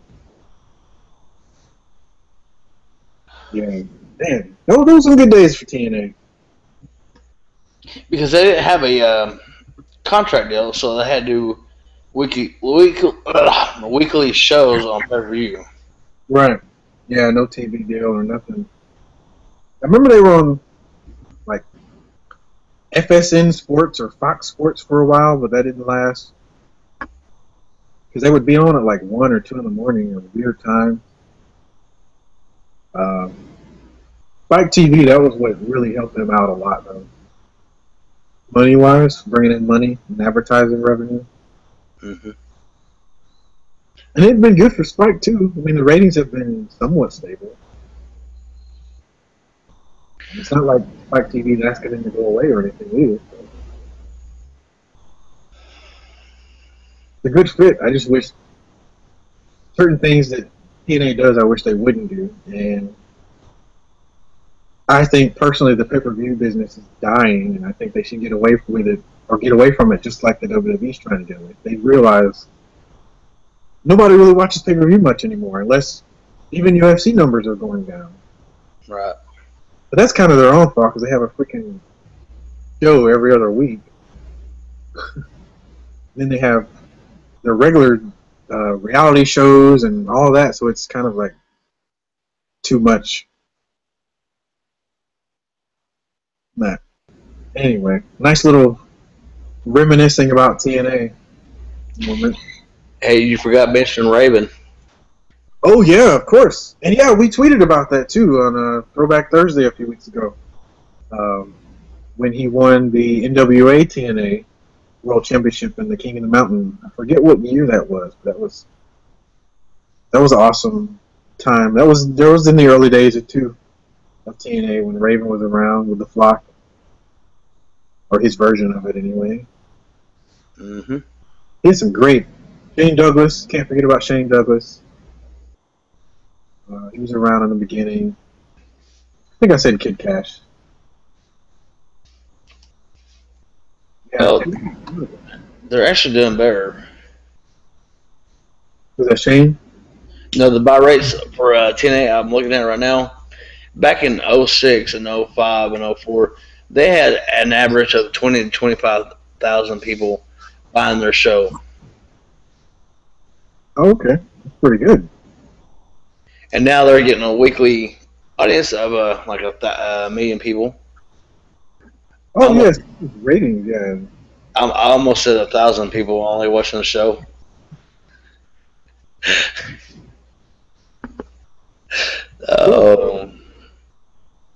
I'm not going to get on my rant tonight for TNA, but I'm going to stay away from that. Don't want to get your blood pressure up, man. Yeah. Think happy thoughts. Well, I'm definitely going to think about TNA. Let's talk about something different. TNA's, TNA. Let's talk about midget wrestling. Hornswoggle. He looks good bald. He's bald. It's I gotta get used to it, I guess. I'm used to him having hair in some kind of way. Lately, though, it's been a little. You need to post that on our Twitter, in case fans have not seen the new Hornswoggle. Yeah, there's a nice little picture of new Hornswoggle.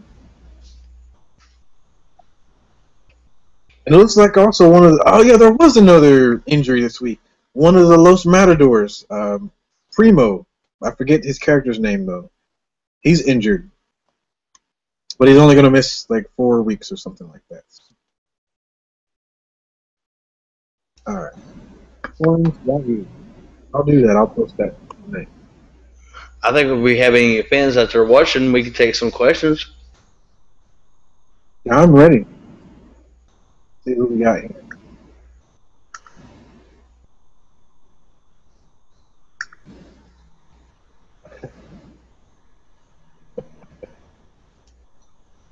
I mean, dude, we got so many questions coming in right now. I can't get them all. Yowzers. All right. Well, we currently have 2 viewers. Let's see if we can get them in on the chat here.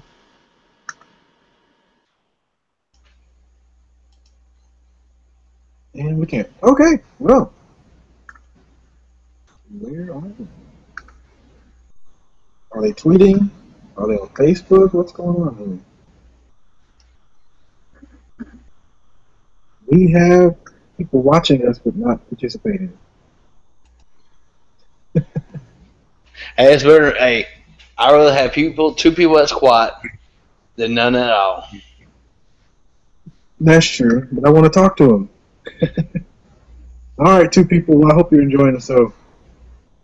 Oh, here we go. We got a question on YouTube in the comment section. It's from Melissa Wyatt out of I believe Tennessee. It says, "Do you see them splitting up the Wyatt family like they normally do when they start handing out titles?" Ooh, good question. I'll let you start with that one. I hope not. I'd cry. But I think if they did split them up, I think we could see a future for Bray Wyatt by himself. I mean, I don't see a reason why they would split the Wyatt family up, because he's got that. He can bring more people in like a flock, So I don't really see that happening. But if they did, I think Bray Wyatt could go on and be something. And I think Luke Harper and Eric could be a great tag team. 2 big men, giants.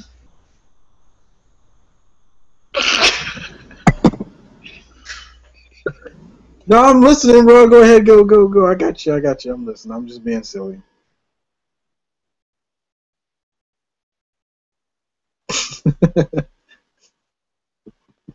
No, I agree. I don't want them to split them up.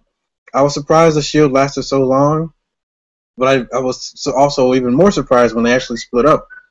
So, yeah, I wouldn't want to see the Wyatt family get split up either right before or after they win the belts. I'd like to see the Wyatt family have a nice little title run. I think they might have a nice little title run coming soon.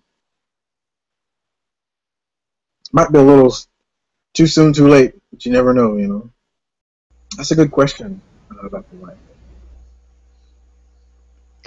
I'm back. Sorry about that. Oh, I didn't know you left, man. Well. Yeah, I just mentioned about the Wyatt family and all that. So what are your thoughts though? The question we have a comment from Melissa Wyatt on YouTube. I don't think we'll see them split up anytime soon. And it'd be nice to see all three of them have titles. Bray Wyatt having the world title, and the Harper and Roman have the tag team titles. And that'd be awesome to see them come out of Money in the Bank with them, but I don't think it's going to happen. But it'd be nice to see it happen. Pretty nice, yeah. We'll probably see a nice little run for them down the road here. Yeah, Money is probably the best. I mean, I'm going a little far out on a limb right now, but if you watch wrestling, Melissa, back in the 90s, you would know that, like, the Undertaker. I'm not trying to compare the Undertaker and Bray right now, but he had the ministry of a corporation. He's always had a stable, you know. It went on for years. Mm-hmm. So I can see Bray Wyatt with him being a quote cult leader. We could see a bigger follower with him. So I don't see it in anytime soon. We're pretty much stay with that for a while. Yeah, I think you're right. I think WWE is going to bank on his following for quite some time until he gets older or whatever. But I don't see it getting old anytime soon. I'm enjoying Bray Wyatt still, and Bray Wyatt's been on the scene for how long now? As Bray Wyatt, almost 2 years. As Bray Wyatt? Oh yeah, NXT. And it's been awesome. Actually, all three of them have been awesome. And actually, we're starting to see a lot more from the brothers, you know, Luke Harper and Eric Rowan, as far as character development. Like we mentioned earlier about them having music now. Freaking Luke Harper. Remember a few weeks ago, or maybe last month on Raw, where he gave that promo backstage? And it was really good. Like, do you remember? Yeah. Man, it was good. So, yeah, they've surprised me a lot lately. I'd like to see them with the tag team title, to be honest. But I do like the Usos' reign. I just wish they'd have more matches against other teams to make it seem more like a tag team division kind of thing, you know? I agree. I mean, they're two big powerhouses. I mean, they could almost go with them kind of undefeated streak, I guess, you know, since we had to forget about Bo Dallas losing and all that. You know, why not go ahead and make us forget about the Wyatt family and let them come back for a little bit and be undefeated, you know? That'd be nice. It'd be real nice. Yeah, I like Bray. I was a little surprised. Did we see Adam Rose this week on Raw? Yeah, we did. Did we? What was he in? He it wasn't actually him on Raw. It was just like a clip from a SmackDown when he wrestled Titus O'Neil. Oh, okay. And he slapped the dog piss out of Titus O'Neil. And that's like Eric Roman. He got slapped by Luke Harper Monday night. If you didn't see that, I mean, it was a smack. No, I don't remember that. I guess it's kind of saying, hey, let's get jacked, let's go out here and win, What?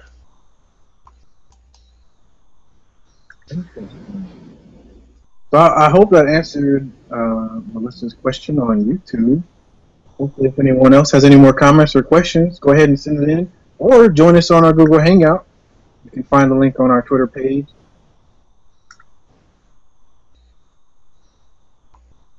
And on our Facebook page.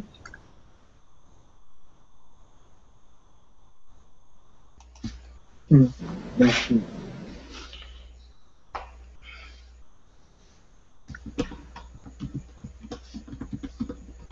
All right. Nice. We do have a question on Twitter from Daniel Wright,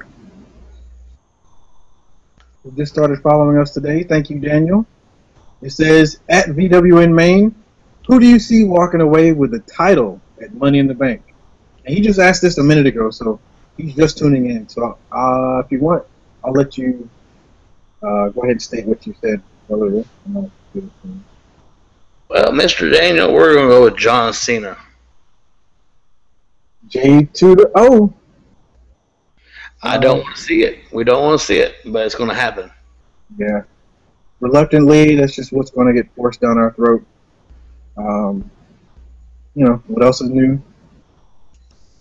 Kind of weird, though, that John Cena is not only a transitional champion, but, like, a regular champion. It's kind of weird. And he's okay with that. 15 titles, Jerry. Big Daddy J. 15. 15. How long did it take Ric Flair to get that many? Nearly 30 years. Do you see what I mean by when I say the title don't mean nothing anymore? It's watered down. And for me, yeah, it's just like a toy now. It's sad. 15. It is 2014, and he won his first championship, or world championship, in 2005. Not even 10 years ago. Big Daddy J. 15 championship reigns in a 9-year period. Huh? Somebody told me wrestling wasn't fake. I've seen him. Come on. Just let somebody have it. I've said this before. I like the guy. I respect his work ethic. Blah, blah, blah, blah, blah. Just disappear for a year, please. And I get the WWE that will take away $100 million from them instantly. It's a cash cow for them. But I think it's worth it. And I think they need to start building someone else up to be that $100 million person. It's not that I'm tired of John Cena. It's just I know that he's still going to be around for a while. And I'm wondering, when is this going to stop? Like, really seriously lay down and start helping others out in a big way instead of like small little incremental ways. Like, he helped out Bray. He got a nice little rub. That's it. That's all he's supposed to walk away with. Cena's still the man. And we know about Rusev. Or Rusev, they probably not even told this man that he's going to get fed to John Cena down the road. It's unfortunate, but... And it is weird that they have that long-term plan, but yet they don't have any other long-term plan when it comes to Money in that Raw. It's not going to be John Cena that beats Rusev. Oh, yeah. No, it's going to be Hulk Hogan. I hope I never see that. He's going to be wrestling in a nursing home. Man, I hope he never steps foot in the ring ever again. Him or Ric Flair. Don't. Just stop. Let it be. We get it. For a long time, many people couldn't lace your boot. Many people could. That's a whole other story. Especially yours, Hogan. But, yeah, just retire and just be happy, be old. Enjoy the limelight from afar. A lot of people can't, man. Wrestlers always have that itch. It's nursing never. You can't get away. It's addicting. And it's not about the money, because look at Ric Flair. You know, he's gone from millionaire to pennies, to millionaire to pennies, to millionaire to pennies. Divorce after divorce. He doesn't care about the money. He just likes being in business. I just wish he handled his money better.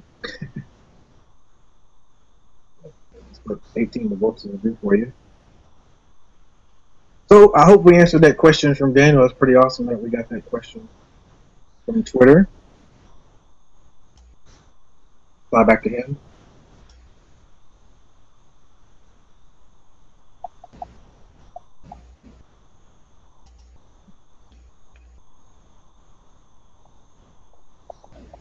If we got any more.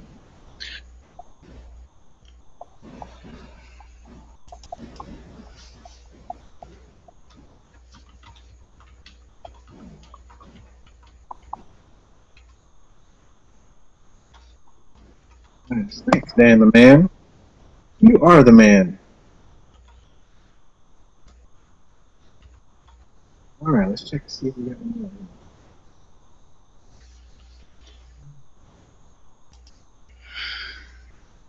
Alright, let's see who's on YouTube. Oh, here we go.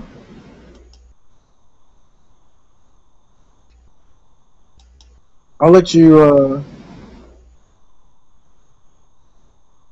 answer that one. I think we have one new comment on YouTube. I haven't got it yet. You want to take it? I haven't got it yet. Oh, okay. I'll go ahead and read it out loud. It's from another comment from Melissa, who's watching us on YouTube. It says, I would have to agree with that as far as our answer. And it says, I think they really have something with Bray Wyatt. He has awesome mic talent and wrestling as well, but he's awesome on the mic. And I definitely agree with that. And then, of course, we asked her more questions. So we'll wait to see if she might have more questions. I hope she's enjoying the show. While we're waiting to see if anyone else has any more questions, I want to ask you, Big Daddy J, what other things in wrestling this week do you want to talk about to kind of pique your interest?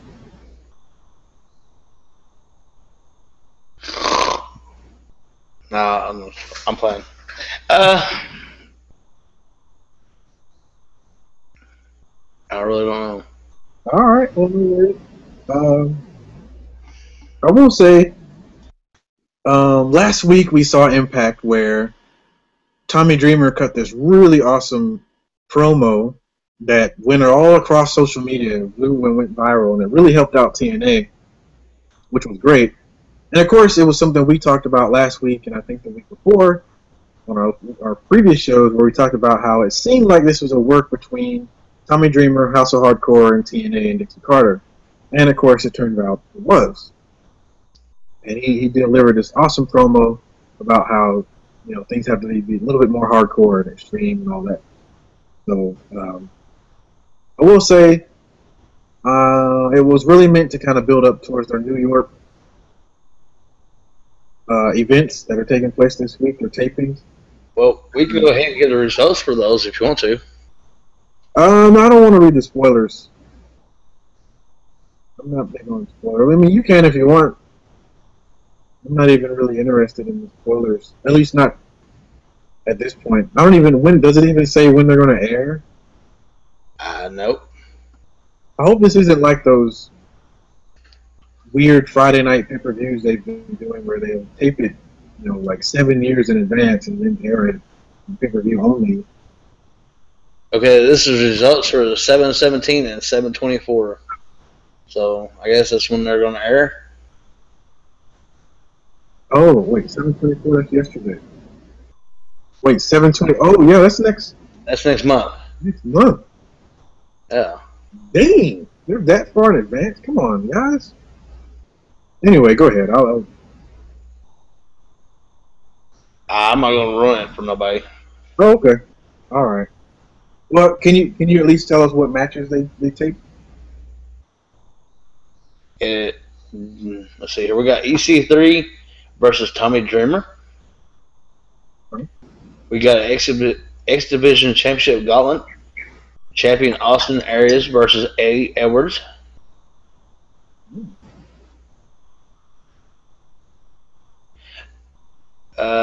Mecca was the third in. Next out was Davey Richards. The sixth one was DJ Zimmet Ion. That's good. The next one was Tiger Uno. The next one was Crazy Steve. And then there was Sandana was next. Oh, is Sonata still there? I thought he was leaving. It's Sonata from Japan.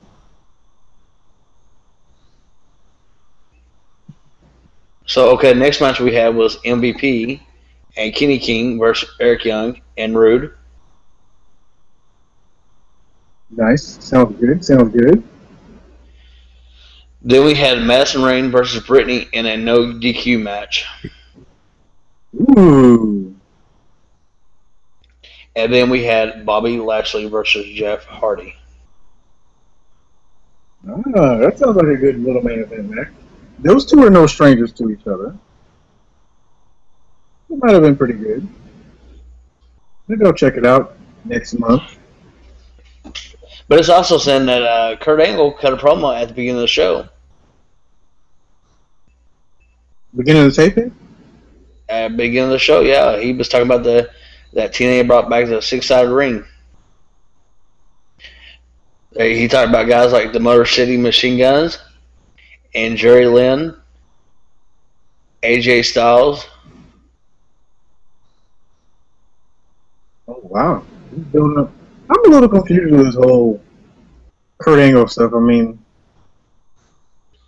it looks like they're trying to keep him on TV around, and they're doing these videos where they're counting down his turn or whatever, and he's been showing up on TV a lot. We all know he's injured, but we also all know that his contract is up very soon. So I'm wondering what they're doing here with Kurt Angle. I'm a little confused. What's his role? And on top of that, so they're taping the New York City tapings tonight, tomorrow, and the next day, and that's all going to air next month or whenever. What about tomorrow night, Thursday night? So is that pre-taped too? I guess so.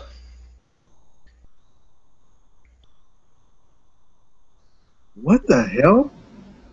What does that mean? Next week's tape?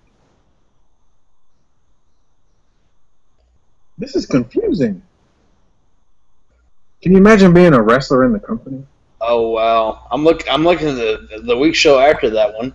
It'd be on 7/25, I guess, or 7/24, and the main event. I'm gonna go ahead and say the main event is a street fight between EC3 and Spud and Rhino against Team 3D and Tommy Dreamer.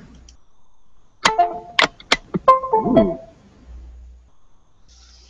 Let me read that.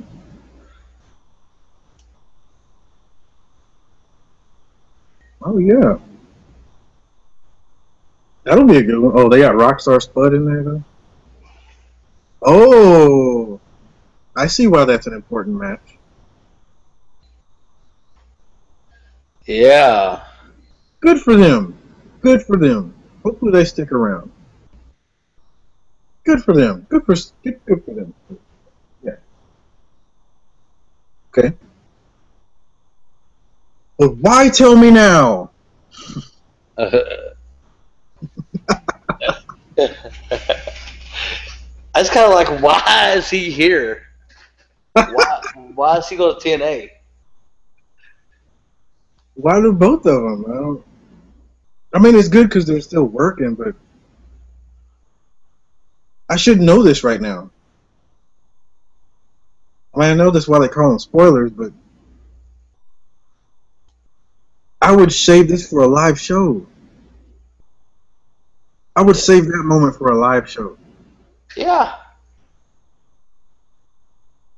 What is Now it? now I'm not even interested in watching next. I'll miss another 4 months of the show. This is crazy. Why are you telling me in a month in advance that two wrestlers will debut? I say go ahead and spoil it. Go ahead and tell us who it is. No, I don't want to do that. I can't do that. I'll say one. I'll say one. You say the other one. No, I don't want to. I don't want to ruin it because I don't want to be known for ruining Because it. I'm gonna be done for next month. Why? Why? All right, we can say it then. Screw it. Ezekiel Jackson and Snitsky are going to come back on 7/24, July 24th Impact. Sorry, guys. But if you want to read about it, please go to any of the dirt sheets you know. It's on the spoilers. That was taped already. So they're there for 3 nights, and they've taped 2 shows worth of shows. And tonight was their first night of taping, so that means they taped back-to-back 7/17, 7/24. So it looks like we're going to have the next several weeks, or maybe months, in New York. But I'm confused as to tomorrow. Where are they at tomorrow? And because if it's not taped, right, like tomorrow night, wherever they are, if it's not taped, and I'm a pro wrestler working for the company, you know how confused I'd be? Because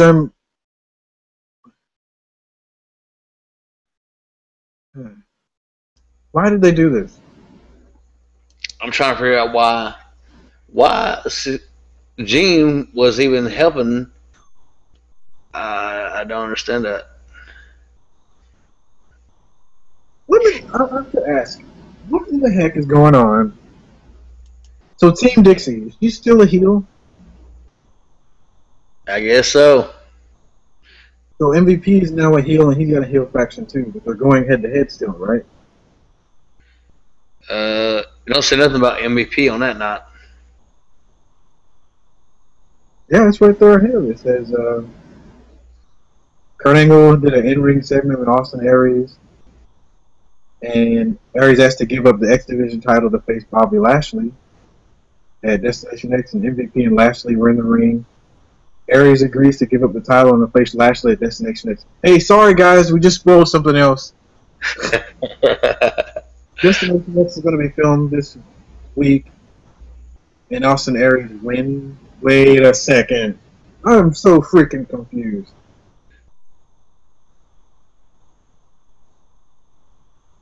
Wait, yeah, it's got them there. I'm confused, but isn't MVP like the... Isn't he in charge or something? He's in charge of the talent, last I knew. And Dixie's also heel, but she's in charge of the company that yet we're just supposed to forget about their team. Sometimes I get mad at wrestling. I guess I try to make too much sense out of it. Well, that kind of disappoints me, actually. I'm happy for Ezekiel Jackson and Snitsky. I hope this turns into like them working for the company. It sucks though because that means 2 former WWE guys are probably getting overpaid. I hate saying that, but it's true. And where's... I don't see what's his face. Kennedy Anderson. He's not on here. No, but the Great Muta match and Robbie E. Why is James Storm shooting him? So I'm so confused. So is James Storm still with Gunner? No, they've been split up for a long time. No, I mean like for a feud. Are they still like feuding? Oh no. I should have finished watching that.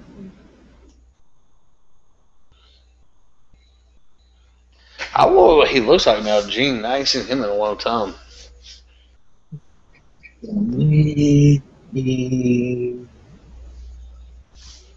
is single-handedly the only wrestler in history who will be remembered for kicking a baby Monday Night Raw. He didn't do it. It's not my fault.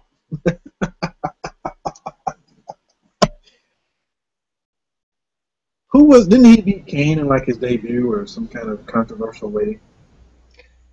Yeah, because I think it was Lita and Kane at the time. Yeah. What? They were together. What was it, Snitsky? I remember he used to say, "It's not my fault." And I can't. What was it about? Was it about Lita? Yeah, I think so. When he knocked her off the stage, or I don't remember. It's been years ago for that one.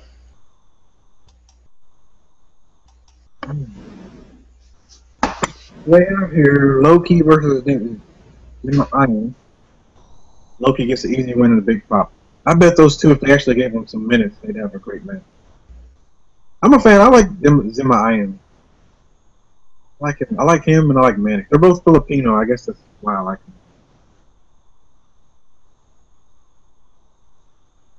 them. Okay, I remember now.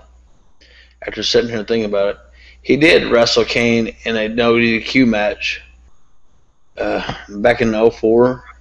Mm-hmm. And at that time, it was when Lita was supposedly pregnant with Kane's baby, and he knocked Kane onto Lita, and I guess that's where it came from. Oh, that's right. That's right. Kane's had some. He's had a lot of female, or a few female valets, right? Didn't he have Tori? Not Tori Wilson, but the other Tori. Wasn't he like his manager at one point? When they were in that weird offshoot EX group with X-Pac. Wasn't that Tori Wilson? No, that was her. Her name was Tori, but she wasn't Tori Wilson. She looked different. Tori Wilson's the blonde-headed lady. Tori had brown hair. She just didn't look like Tori Wilson. I'll put it that. Good question. There's a question we need to find out. Is she still around? Tori, WWF.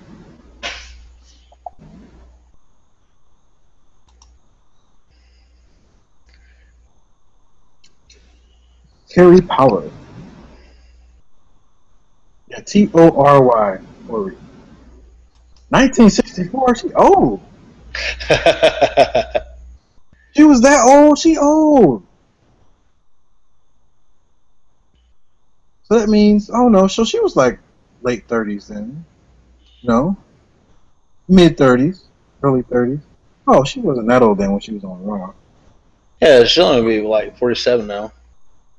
Yeah, it says here she turns, or she's 49, she'll be 50 in August. She's trained by Roddy Piper. Where do you get your math from, buddy? From Wikipedia. That's incorrect, because if you're talking about the same one, she would be only 47. It says August 20th, 1964, and she's age 49. So maybe the Wikipedia post is wrong. Never mind now. Could be. I mean, this is Wikipedia we're talking about. So. Hey, look, I've had too many drinks, okay? Another one? I think I'm on about my 8th one right now.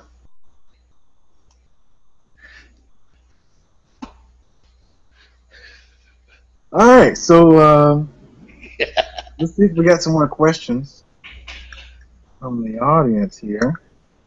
Anybody?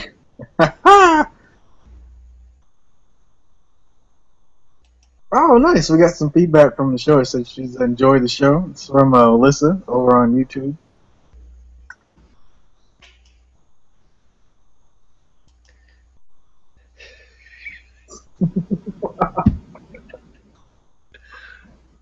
I think you've been drinking that too, haven't you? Have you been by cabinet? Just about. I wish. I just want our viewers to engage. But I guess, oh, there we go. We got 2 people watching. Melissa's enjoying the show. And it looks like we're doing okay. Let me check our Twitter account here, see if anybody's talking to us.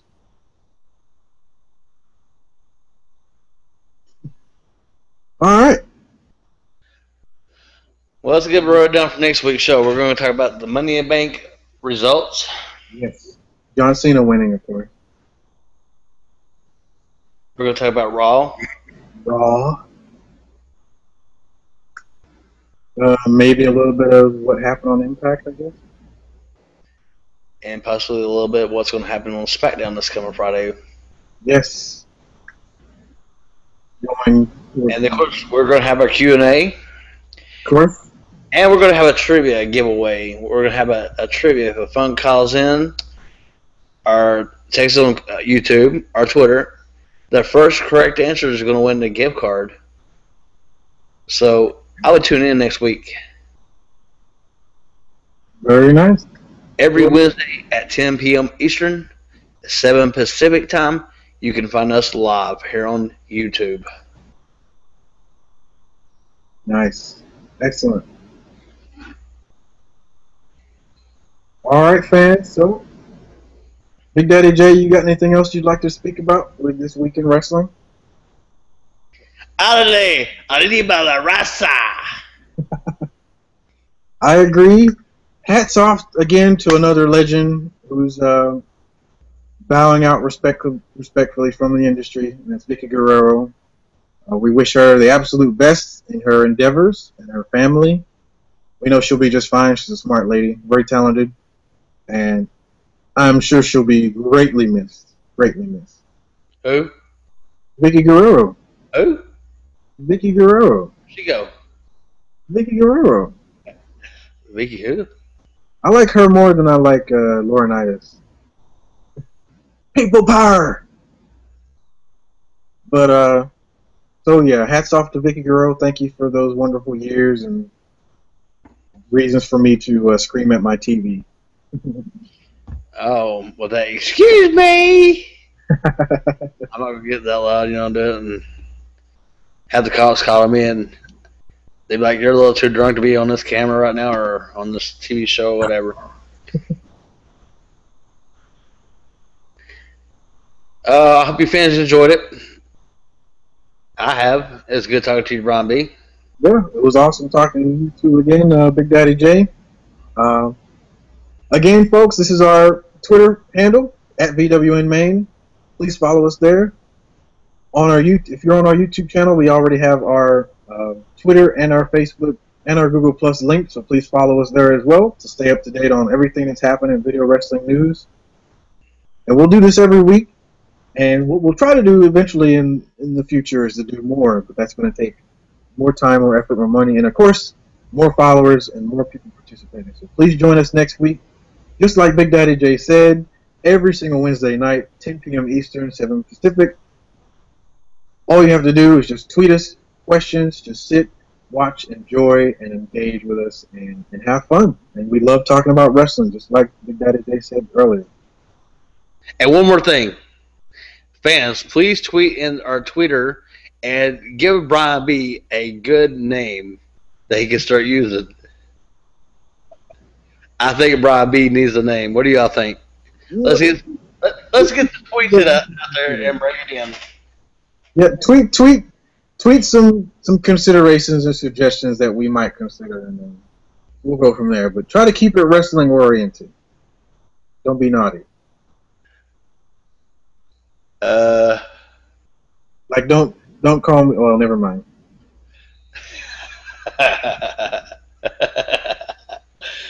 Peace. All right, guys. See you next week.